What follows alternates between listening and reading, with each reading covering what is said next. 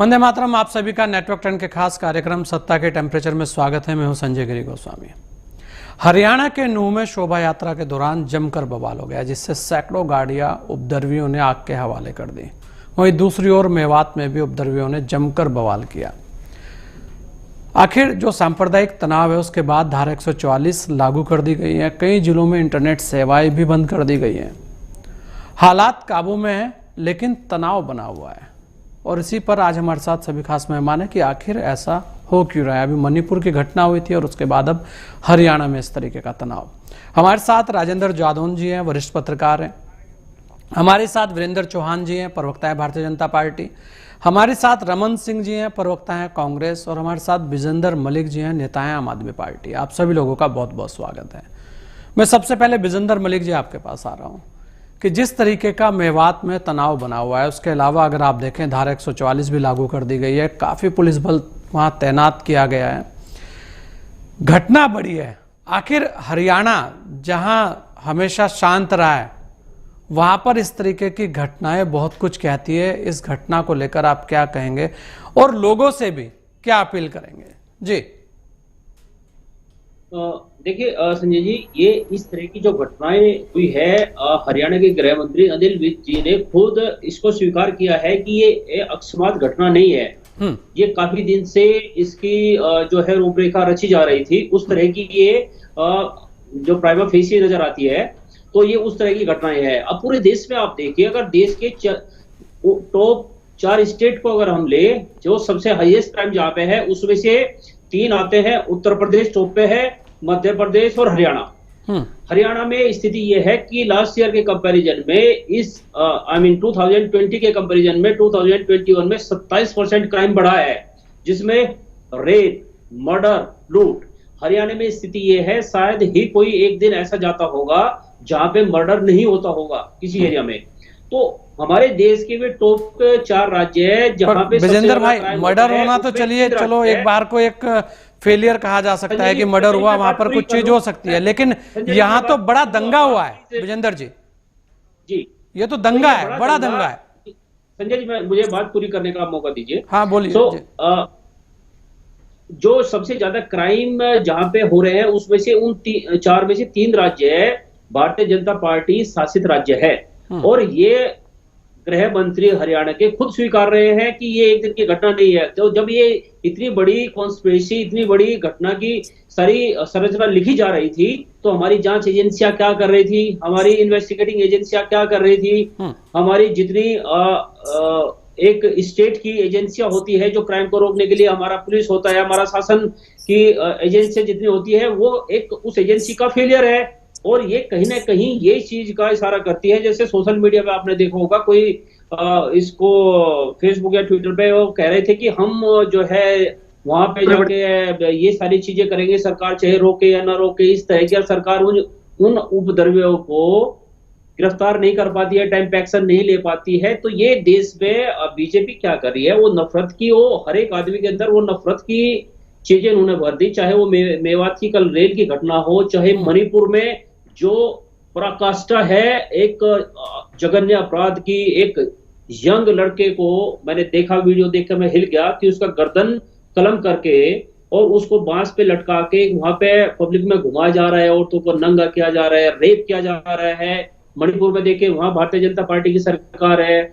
हरियाणा में देखे, वहां भारतीय जनता पार्टी की सरकार है। उत्तर प्रदेश में सबसे ये बताइए कि इतना बड़ा दंगा होता है तो उसके अंदर क्या, मध्य प्रदेश में, हाँ, ये क्या, ये सरकार का फेलियर है। नहीं, सरकार का फेलियर है, लेकिन इतना बड़ा दंगा हो रहा है, उससे लेकर जो विपक्ष की जिम्मेदारी है उसकी भी तो कुछ जिम्मेदारी होगी वहां पर, कि जो विपक्ष की जिम्मेदारी से पहले तो सरकार की जिम्मेवारी होगी ना, जो सरकार वहां पे चला रही है। उन एजेंसियों की जिम्मेवारी होगी ना, पुलिस की जिम्मेवारी होगी। तो अगर वो उस चीज को फेल करने, वो उस चीज में फेल हो रहे हैं, तो सरकार क्या कर रही है? अगर सरकार फेल हो रही है तो वहां पे मणिपुर जैसे जहां जघन्य अपराधों की पराकाष्ठा पार हो रही है, वहां पे राष्ट्रपति शासन क्यों नहीं लगाया जा रहा है? अगर बीजेपी शासित राज्यों में बीजेपी से सरकारें नहीं संभल रही है, तो वो वहां पे राष्ट्रपति शासन लगाए। राष्ट्रपति शासन लगा के पुलिस है, अर्धसैनिक बल है, हमारे देश की आर्मी है। ऐसा हो सकता है तो मतलब एक घटना और आप कहते हैं राष्ट्रपति शासन लगा दिया जाए। रमन सिंह भी हमारे साथ हैं, विजेंद्र मलिक। रमन जी, घटना बड़ी हुई है और अगर हरियाणा में इस तरीके का तनाव दिख रहा है तो कहीं ना कहीं उसके पीछे कुछ तो कारण हो गए। वर्तमान में जो घटना है उसे लेकर आप क्या देखते हैं और अब आगे के लिए क्या होना चाहिए? देखिए, नूंह में जो हुआ तो दुर्भाग्यपूर्ण। मेरी अपील है वहां की आवाम से कि वो शांति बनाए रखें, भाईचारा कायम रखें, कानून व्यवस्था को दुरुस्त किया जाए और ये लोगों के और प्रशासन के सहयोग से होगा। कोई भी ऐसा काम ना करें जिससे फिर से भाईचारा खराब हो, ये हमारी अपील भी है। लेकिन मैं एक मुद्दे पे आना चाहूं। हाँ, बोलिए जी। ये जब हुआ लॉ एंड ऑर्डर का फेलियर होना, क्या सरकार को या सरकार के बाद जो प्रशासन वहां पे इस व्यवस्था को देख रहे थे उनकी कार्यशैली पे सवाल है। दो समुदाय का टकराव हुआ, दुर्भाग्यपूर्ण। हमने गाड़ियां, घर, थाने किसके फूके हैं? अपने ही तो फूके हैं, किसी बाहर के लोगों के तो नहीं फूके। लेकिन ऐसी परिस्थितियां पैदा हुई, उन पर विचार करना होगा, क्योंकि लॉ एंड ऑर्डर मेंटेन करना प्रशासन की पहली प्राथमिकता है। वो हुआ नहीं, निरंतर हालात खराब होते चले गए। ये राजनीति करने का समय नहीं है, लेकिन इस बात को भी दरकिनार नहीं किया जा सकता कि आप मणिपुर के हालात के बाद यहाँ पे हरियाणा में लगभग महीने, 1.5 महीने से जातीय समीकरणों पे बड़ा टकराव था।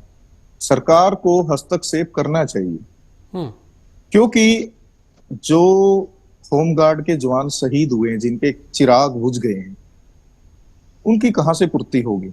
जिन लोगों के घर फूक गए हैं, जिन लोगों ने जीवन भर की पूंजी लगा के अपने कारोबार, अपने काम व्यापार जोड़े थे, उनको आग लगा दी गई है। दूसरी बात, जब ये यात्रा निकल रही थी, प्रशासन को इसकी सब जानकारी होती है। सीआईडी तंत्र है गवर्नमेंट का, और भी बहुत सारी एजेंसीज हैं जो सरकार के साथ चलती हैं, लेकिन उसको मेंटेन नहीं किया गया। ये देखो फेलियर। चलो, राजनीति करने का विषय नहीं है, हम फिर दोबारा से यही कहेंगे कि शांति बनाए रखें, क्योंकि हम आपस में लड़के कुछ हासिल नहीं कर सकते। हाँ, जहां पे ये सब हुआ है वहां पे दोनों समुदाय में से जो भी दोषी हैं उनको किसी सूरत में नहीं बख्शा जाए, क्योंकि आने वाले समय में एक मैसेज भी होना चाहिए कि भाई आप जो भी दोषी हैं इसमें, और मैं एक गुजारिश करूंगा और एक मांग भी करूंगा हरियाणा सरकार से, इसकी एक कमेटी बनाई जाए जो कि माननीय हाई कोर्ट की निगरानी में, जस्टिस साहब की निगरानी में हो, और जो इसमें दोषी हैं उनको किसी भी सूरत में बख्शा ना जाए, क्योंकि आने वाले समय में दोबारा इस तरह के हालात और परिस्थितियां पैदा ना हो। हमें इस तरह का जनता को एक आश्वासन देना होगा। बिल्कुल, और चुनी हुई सरकार जिम्मेदार है हर बात के लिए। अगर तारीफ लूटने के लिए, ताड़ियां सुनने के लिए सरकार जिम्मेदार है, और परिस्थितियां खराब होती है तो उनके लिए भी वही जिम्मेदार नहीं, बिल्कुल जिम्मेदारी बनती है और जिम्मेदारी के साथ उसमें जांच होनी भी चाहिए और कार्रवाई भी होनी चाहिए, क्योंकि दंगा करने का अधिकार किसी को नहीं दिया गया। राजेंद्र जादौन जी भी हमारे साथ हैं। राजेंद्र जी, देखिए, जब कोई दंगा भड़कता है या कोई बड़ी घटना हो जाती है, स्वाभाविक है राजनेता एकदम सक्रिय हो जाते हैं और बयानवीर सामने आ जाते हैं, लेकिन यहाँ माहौल को देखकर बात होनी चाहिए। वर्तमान में हरियाणा के अंदर इस तरीके की बड़ा जो तनाव बना हुआ है, जिसे लेकर लगातार आप देखिए कि 80-90 गाड़ियां फूंक दी गई हैं। वही जो अभी रमन कह रहे थे कि आखिर किसके मकान जला रहे हो, किसकी गाड़ियां जला रहे हो, वो सब अपने ही तो हैं। लेकिन जिस तरीके की स्थितियां सामने आई है, उसे लेकर जो तनाव बना है, उसे लेकर आप कैसे देखते हैं? और घटना पर राजनीति ना हो, कम से कम घटना हुई है तो वो शांत हो और वहां पर माहौल सामान्य हो, उस पर भी बात होनी चाहिए। जी राजेंद्र जी। नहीं, देखिए, ऐसा ब्रजमंडल यात्रा थी। हाँ, और ये ब्रजमंडल यात्रा पर एक तरफा हमला हुआ है। हाँ। ये दंगा नहीं। दंगा तो जिस तरह का होता है ना, किसी मुद्दे पर दोनों पक्ष भिड़ जाते हैं, लेकिन ये यात्रा पर एक तरफा हमला हुआ, लेकिन इसकी कोई पृष्ठभूमि मौजूद थी। ये गोरक्षा दलों की जो गतिविधियां हैं, मुझे लगता है कि उसको लेकर क्षेत्र के लोग जो है वो काफी असंतुष्ट थे और आक्रोश में थे। तो उन्होंने मंसूबा बांधा है। तो अब यहाँ मंसूबा बांधकर ही हमला किया गया, नहीं तो एकदम अचानक इतना लोगों का एकजुट होना और एकजुट होकर पथराव करना, ये एकदम सब अचानक नहीं हो पाता, ये पूर्व नियोजित था। तो यहाँ हम ये भी सवाल खड़ा कर सकते हैं कि सरकार प्रशासन की नाकामी है, मतलब फेलियर है, इंटेलिजेंस फेलियर कहेंगे आप, जो जिस तरीके की वहां पर जानकारी आनी चाहिए थी, मतलब समझ ही नहीं पाए कि क्या हो गया है, रिपोर्ट मिलनी चाहिए थी।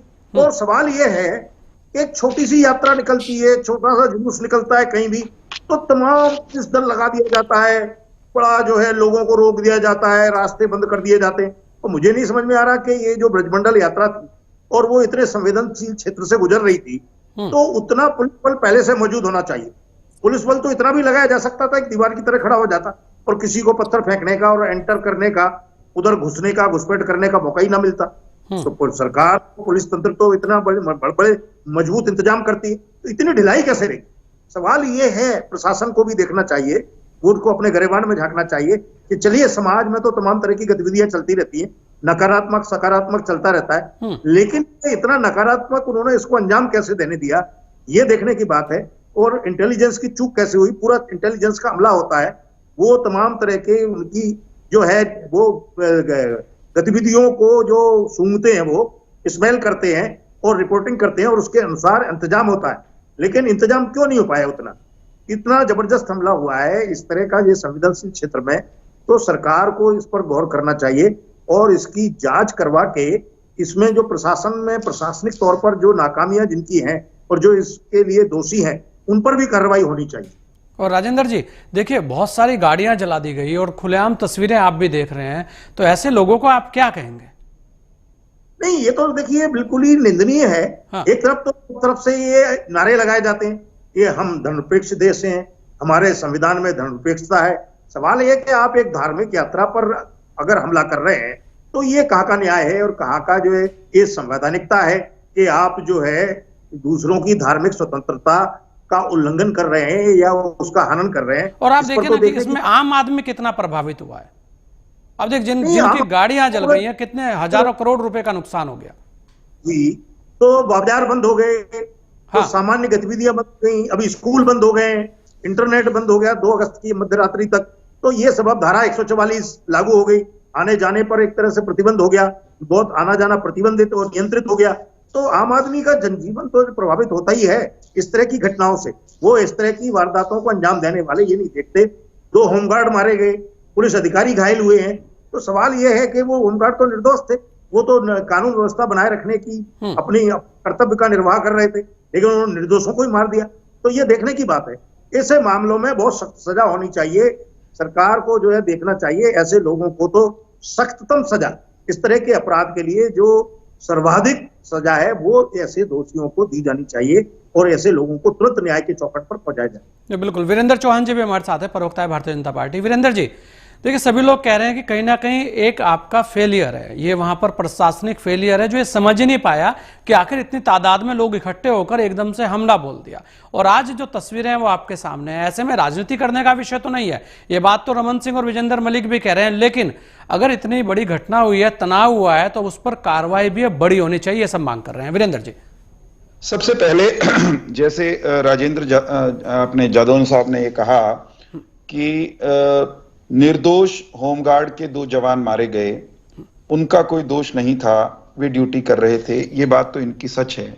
लेकिन साहब, जिस जुलूस पर, जिस शोभा यात्रा पर, जिस यात्रा पर हमला हुआ, दोष उनका भी कोई नहीं था। वे शांतिपूर्ण तरीके से सरकार से, शासन से अनुमति लेकर अपनी यात्रा पर निकले थे। जहां तक मेरे पास सूचनाएं हैं, वहां कोई उकसावे वाली बात नहीं थी। 3 नारे लगाए जा रहे थे जिनका संबंध या तो देशभक्ति से था या ईश्वर भक्ति से था। भारत माता की जय, वंदे मातरम और भोलेनाथ की जय का नारा वहां लग रहा था। ये बड़ा प्रश्न इस दंगे के बाद, इस हमले के बाद, मैंने ठीक कहा राजेंद्र जी ने, ये दंगा नहीं है, दोनों पक्ष बोल नहीं है, हमला। इस हमले के बाद ये विचार करने का बड़ा प्रश्न है, जिसको नजरअंदाज नहीं किया जा सकता, कि मेवात में ऐसी कौन सी शक्तियां हैं जो अपनी धार्मिक स्वतंत्रता तो चाहती हैं, लेकिन उन्हें दूसरे समुदाय की धार्मिक स्वतंत्रता पसंद नहीं है। ये कौन लोग हैं जिनको नमाज सड़क पर पढ़ने की अनुमति तो चाहिए, लेकिन अगर ब्रिजमंडल यात्रा निकलती है तो उनकी भावनाएं आहत हो जाती हैं। और केवल ये भी तो हो सकता है ना वीरेंद्र भाई, ये भी तो कह सकते हैं ना आपके ऐसे कुछ असामाजिक तत्व हो सकते हैं। मैं वहीं आ रहा हूं जी, मैं वहीं आ रहा हूं। ये कौन लोग हैं जो ब्रिजमंडल यात्रा पर सुनियोजित तरीके से हमला करते हैं? मेरा यह कहना है कि ये वो तत्व हैं जो कश्मीर में सैनिकों पर, वहां के अल्पसंख्यक हिंदुओं पर हमला करते हुए देखे गए। देश के दूसरे हिस्सों में भी धार्मिक कट्टरवाद जिनका मंत्र और सूत्र बन गया है, और वे दूसरे समुदायों की धार्मिक स्वतंत्रता या उनके अधिकारों का सम्मान नहीं करते हैं। ऐसे लोगों को उनके समुदाय के जो बड़े हैं, जो बुद्धिजीवी कहलाते हैं, जो उनके उलेमा हैं, उनके आगू लोग हैं, पंजाबी वाले कहा करते हैं, उनके आगू, उनके नेता, उनके बुद्धिजीवी लोग, वे खुलकर आकर कहते क्यों नहीं हैं कि सह अस्तित्व का अर्थ यह है कि अगर आपका कोई अधिकार है तो दूसरे वर्ग, दूसरे समुदाय का भी कोई अधिकार है। पर आप ये नहीं कहेंगे प्रशासनिक फेलियर है? मैं वहां भी आऊंगा प्रभु, हाँ, वीरेंद्र भाई, पल भर के लिए। हाँ, संजय जी, मैं वहां आ रहा हूं। हाँ, मैं ये कह रहा हूं कि ये बड़ी इंटरवेंशन जब तक नहीं होगी, हाँ, तब तक चीजें नहीं सुधरेंगी। मेवात में स्वतंत्रता के बाद एक दौर ऐसा भी था जब वहां मुसलमानों के नाम भी कृष्णलाल, श्यामलाल, रामलाल हुआ करते थे, लेकिन पिछले कुछ दशकों में मेवात का ज्यादा उसका ये कहिए कि धार्मिक उन्माद वहां पर फैलाया गया है। पूर्व की सरकारों ने ऐसे तत्वों को संरक्षण भी दिया है। उन्होंने वहां आकर वो जो प्राचीन परंपराएं थी भाईचारे की, उनको समाप्त कर दिया, और भाईचारे का अर्थ केवल इतने तक समेट दिया कि दूसरा वर्ग तो भाई बनकर रहे, और ये जब मौका लगे उनका चारा बना लें, जब चाहे उन पर जिस तरह से हमला करते हैं। ये पहली बार नहीं हुआ। मैं आपको याद कराना चाहूंगा संजय भाई, छोटी मोटी घटनाएं, पुलिस कहीं अपराधियों को नाथने जाती है, उन पर हमला कर देना, पुलिस आए तो पकड़ लो, पुलिस आए तो घुसने मत दो, इस तरह की घटनाएं वहां पहले से होती रही हैं। और 92 में जब अयोध्या में बाबरी ढांचा गिरा, उसके बाद मेवात के हिंदुओं पर वहां के मुसलमानों ने इसी तरह से हमले किए थे जो किसी मायने में सही नहीं थे। तो ये बात ना, आप देखिए वीरेंद्र जी, आप तो सभी को लगेंगे, ऐसा नहीं कह सकते कि कुछ ऐसे तत्व हैं सामाजिक जो इस तरीके की घटनाएं करते हैं। मुझे उनको आइडेंटिटी जो साफ तो ये किसकी ड्यूटी है? उनको कहना पड़ेगा। अब मैं आ रहा हूँ विजेंद्र भाई, एक मिनट, विजेंद्र भाई एक मिनट जी, इनको मैं किसी की बारी में नहीं बोला, मैं हाँ वीरेंद्र भाई बोलिए वीरेंद्र जी। मैं ये बात आज बिना जांच के, अभी तो चीजों की जांच होगी, पड़ताल होगी, किससे कहां चूक हुई, कौन जिम्मेदार है, फीडबैक प्रॉपर थी कि नहीं थी, क्यों नहीं थी, अगर थी और संभाला नहीं गया तो किसने नहीं संभाला। निश्चित तौर पर जांच और उच्च स्तरीय जांच के बाद हम अधिकारियों, कर्मचारियों की भी जिम्मेदारी तय करेंगे, इसमें कोई संदेह नहीं है। किसी भी जिम्मेदार व्यक्ति को, चाहे वो शासन में हो, चाहे पुलिस में हो, उनको बख्शे जाने का कोई सवाल ही नहीं है। और जो दंगाई हैं वो किसी भी संप्रदाय के क्यों ना हो, मैं बहुत ईमानदारी से कह रहा हूं, जिसने कानून हाथ में लिया उसे कतई बख्शा नहीं जाएगा। मैं सिर्फ ये एक बात और जोड़ना चाहता हूं, आम आदमी पार्टी के प्रवक्ता ने सारा ठीकरा उठा करके सरकार के सिर पर फोड़ दिया, और इन्होंने यहां तक कह दिया कि राष्ट्रपति शासन क्यों लगा दिया जाता। ये जब दिल्ली में दंगे हो रहे थे, और वैसे ही तत्व, सर तन से जुदा करने वाले तत्व, वही तत्व, भाई रुक जाओ, बीच में नहीं बोलना, फिर आपको भी नहीं बोलने दूंगा। आप जवाब दे दीजिएगा एक बार, वीरेंद्र जी को बोलने दीजिए, उसके बाद आप जवाब दे दीजिए, फिर ले लेंगे आपके सवाल। दिल्ली में जब दंगा हो रहा था, दंगाई इनकी पार्टी के नेता और कार्यकर्ता थे, तब इनकी सारी सूझबूझ, बुद्धिमत्ता वो कहां घास चढ़ने चली गई थी। मैं नहीं समझता कि इस पे कोई राजनीति करने की गुंजाइश है। दो चीजें सीधी और साफ हैं। एक, शांतिपूर्ण यात्रा पर हमला हुआ है, उस हमले को रोका नहीं जा सका, उसके लिए जिम्मेदारी तय करेंगे, जो जिम्मेदार होगा उसको सजा देंगे, जो दंगाई हैं उनको भी सजा देंगे। लेकिन एक बात कहने का सबको साहस जुटाना चाहिए कि मेवात में जिस तरह से वहां के अल्पसंख्यक हिंदुओं का जीना हराम हो रखा है, जिस तरह से गोकशी की घटनाएं बढ़ रही हैं, उन पर रोक लगाने के लिए शासन तो प्रयास कर ही रहा है। संबंधित समुदाय के, यहाँ तो सरकार को ही पहल करनी पड़ेगी। अगर आप उस चीज के लिए भी विपक्ष को जिम्मेदार ठहराएंगे तो ऐसा तो चलेगा नहीं। विजेंद्र जी चलिए जवाब दीजिए जल्दी से, फिर मैं आपसे ले रहा हूँ। मेरे वीरेंद्र जी आपके पास आऊंगा, बोलिए विजेंद्र जल्दी। केवल एक वाक्य कहने दीजिए वीरेंद्र भाई, इसके बाद जवाब दीजिएगा। नहीं, मेरी बात आपने गलत टिप्पणी कर दी ना। मैंने विपक्ष को जिम्मेदार नहीं ठहराया। विजेंद्र भाई एक सेकंड रुक जाओ भाई। हाँ बोलिए एक बार विजेंद्र बोलने दीजिए। वीरेंद्र भाई बोलिए। हाँ मैंने नहीं कहा, मैंने, अरे भाई रुक जाओ 1 मिनट विजेंद्र, इसके बाद जवाब दे देना। हाँ बोलिए, रुक जाओ विजेंद्र भाई, विजेंद्र भाई 1 सेकंड, इनका ब्रेक तो विजेंद्र भाई इनका ब्रेक 1 मिनट, रुक तो जाओ विजेंद्र भाई इसके बाद कह लीजिए। बोलिए जरा जल्दी से वीरेंद्र भाई, बोलिए जल्दी। कह रहा हूं, मैंने ये नहीं कहा कि इसके लिए विपक्ष उत्तरदायी है। मैं ये कह रहा हूं वहां के मुस्लिम समुदाय जो कि बहुसंख्यक है, उसके जो अगुवा लोग हैं उनको बड़ी पहल करनी पड़ेगी और उनकी बड़ी जिम्मेदारी है, क्योंकि वो वहां उनकी जिम्मेदारी बनती है। बोलिए विजेंद्र जी। देखिए पर्सन यहाँ पे ये है, सरकार की जिम्मेवारी क्या है। हाँ, भारतीय जनता पार्टी हर एक राज्य में हिंदू को मुस्लिम से लड़ाएगी, हिंदू को सिख से लड़ाएगी, ईसाई से लड़ाएगी और सब बेवकूफ है जो लड़ जाएंगे। विजेंद्र जी सब बेवकूफ है जो लड़ जाएंगे, ऐसा तो नहीं है। इनकी पार्टी के दंगाई नेता भी हमारे वीरेंद्र जी सुन लीजिए एक बार। विजेंद्र जी विजेंद्र को सुन लीजिए एक बार। दिल्ली में वीरेंद्र भाई एक बार विजेंद्र को बोलने दीजिए। विजेंद्र बोलिए। जब आप सुन रहे थे, हाँ विजेंद्र भाई जल्दी बोलिए, जल्दी, फिर मैं रमन से लूंगा। भारतीय जनता पार्टी ने इस देश में हिंदू मुस्लिम सभी जाति धर्मों को, ईसाई सिख, तो सबके बीच में तरह जहर घोल दिया। यार वर्तमान में क्या होना चाहिए मेवात में, आप ये बताइए बस, क्योंकि हरियाणा के अंदर ये जो घटना हुई है बड़ी घटना है। हाँ, लाइन ऑर्डर का फेलियर है, ये बीजेपी प्रायोजित दंगे है। इसका कारण ये है कि हरियाणा और राजस्थान में विधानसभा चुनाव होने वाले हैं, 2024 का चुनाव आ रहा है। ये हर राज्य में ऐसी घटनाएं घटेगी, लेकिन देश की जनता को अब जागरूक हो जाना चाहिए कि बीजेपी के प्रायोजित दंगे, चाहे मणिपुर का उदाहरण नहीं तो ये सब चीज जो हो गया वहां पर मेवात में, ये सब बीजेपी ने करा दिया। शर्म करो इस तरह की बात कहते हुए। देखिए विजेंद्र भाई इतनी बड़ी घटना हुई है, आप ये तो बोलिए कम से कम कि इस घटना की जांच होकर जो दोषी उस पर कार्रवाई हो, ये तो बोलिए विजेंद्र जी। हमारे देश में अगर आप देखें, किसान को गैर किसान को पुलिस से लड़ाएगी, पुलिस को पहलवानों से लड़ाएगी, ये काम करते हुए आ रही है। हमारे देश में ये जात पात का जहर घोल दिया है। मैं एक यूपी की घटना बताता हूं कल आपको। देखिए आप पहले हरियाणा पे बात कर लें, मैं क्योंकि समय नहीं है। रमन जी बोलिए। मैं ये कह रहा हूं कि वर्तमान में हरियाणा में जो चल रहा है उससे लेकर तो बात होनी चाहिए सबसे पहले कि इतना बड़ा तनाव बना हुआ है। अगर वो तनाव कम नहीं हुआ तो नुकसान किसका? वहां पर हर व्यक्ति का नुकसान है। वहां कांग्रेस, बीजेपी, आम आदमी पार्टी ये नहीं देखा जाएगा। जब दंगा होता है या इस तरीके से उपद्रवी आते हैं तो उसके सामने सब एक हैं, फिर वो दंगा करके जाएंगे। रमन जी जल्दी से बात, रमन जी बोलिए। वीरेंद्र जी एक बार रमन जी से कहने को तैयार, रमन भाई बोलिए। हाँ इनको चुप कराइए। बोलिए रमन जी बोलिए। देखिए जल्दी बात सीधी और स्पष्ट है। हाँ, अब जो परिस्थितियां हैं उन परिस्थितियों से कैसे निपटा जाए।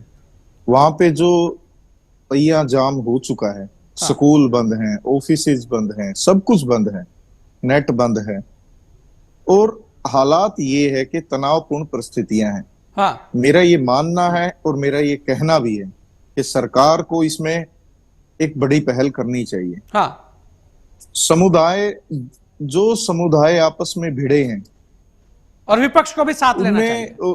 हाँ, मैं ये कहता हूं विपक्ष तो हमेशा ही जनहित के मुद्दों में साथ खड़ा है। नहीं तो वर्तमान में आपका क्या कहना है? जल्दी से एक लाइन अपनी बात कीजिएगा, क्योंकि मैं बता तो रहा हूं आपको। हाँ, इन परिस्थितियों में सरकार को अपनी एक अहम भूमिका दिखानी चाहिए। आम जनमानस परेशान है, चारों तरफ हाहाकार मचा हुआ है। दंगे जिन परिस्थितियों में हुए हैं उन पर भी सवाल है, और ये 2.5 करोड़ हरियाणवियों के भी सवाल है। ये इलेक्शन के समय में ऐसी परिस्थितियां तनावपूर्ण होना कहीं ना कहीं हरियाणा के लिए भी दुर्भाग्यपूर्ण है और हरियाणा की राजनीति के लिए भी दुर्भाग्यपूर्ण है। वीरेंद्र जी जल्दी से दोनों का जवाब दे दीजिए दो लाइन में कि अब आप प्रशासन को कदम उठानी चाहिए। और मैं उत्तर दे दूं, इन दंगों से हरियाणा का नुकसान ही हुआ है किसी भी राजनीतिक पार्टी को फायदा नहीं होगा। चलिए बोले वीरेंद्र जी, ये अपने जल्दी से मन 2 लाइन में ना जवाब रखें। दीजिएगा, समय नहीं है जी। सरकारी मशीनरी एक्शन में है, सरकार समाज के विभिन्न वर्गों के लोगों को साथ बिठाकर भी बात करेगी, लेकिन प्रतिपक्ष को दंगाई हमलावर को हमलावर कहने की हिम्मत जुटानी पड़ेगी। ये जो तुष्टीकरण की राजनीति करते हैं और केवल हमें उपदेश देने, अरे भाई दंगाई तो आप लोग हैं, आपके दंगाई नेता हमसे पूछकर दंगा कर रहे थे क्या दिल्ली में? अरे आपके दंगाई नेता हमसे पूछ के दंगा कर रहे थे, आपके दंगाई नेता दिल्ली में हमसे पूछकर दंगा कर रहे थे क्या? आम आदमी पार्टी के दंगाई मुस्लिम नेता क्या भाजपा से पूछकर दंगा कर रहे थे? जरा गोस्वामी जी, क्या आम आदमी पार्टी के दंगाई नेता दिल्ली में वो भाजपा से पूछकर दंगे कर रहे थे? ये हिंदू विरोधी मानसिकता के लोग हैं। ये हिंदू पर हमला हुआ, और ये दूसरे समुदाय को दोषी कहने के लिए तैयार नहीं है।